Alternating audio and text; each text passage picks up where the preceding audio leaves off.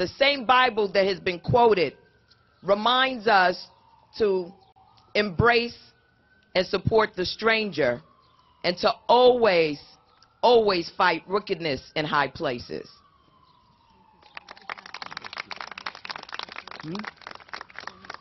What?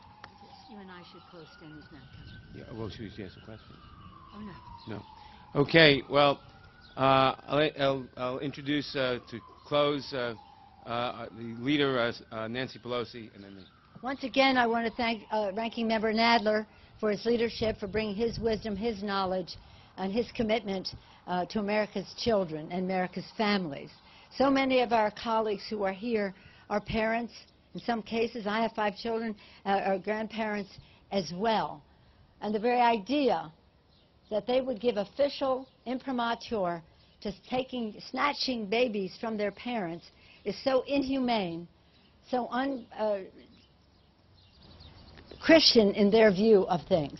And that's why His Holiness the Pope, the National Catholic Conference of Bishops, the Evangelical Immigration Table, all of these organizations have come out against the President's policy.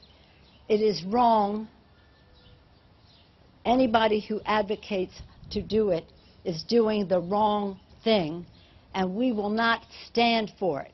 So this is one manifestation of speaking out. These mothers took a risk, took their children across a desert because at home they would have been killed or raped or subjected to gang or domestic violence. The American Evangelical Association has said that America's refugee program is the crown jewel of American humanitarianism. What the President is doing is just the reverse. It is the worst that our country could possibly offer. Mr. President, do the right thing. This is so wrong, and there's something wrong with someone who would advocate for it. I thank my colleagues again. I thank Mr. Nadler. I thank you all for joining us today. Thank you. Thank you. I want to remind people that when the Attorney General cites that biblical passage that you should always obey the government, beside that passage being used to support slavery, support Nazism and other things, the fact is this country was founded by revolutionaries.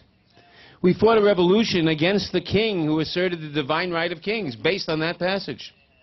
This country is based on the idea of the consent of the governed, not the consent of the king. The governed in this country do not consent to a policy of tearing children away from their parents. We do not consent to a policy of inhumanity. We do not consent to a policy of punishing refugees from violence and persecution by separating them from their children. The President can stop it with a phone call. He should, and this legislation will stop it if he doesn't want to make that phone call. Thank you very much.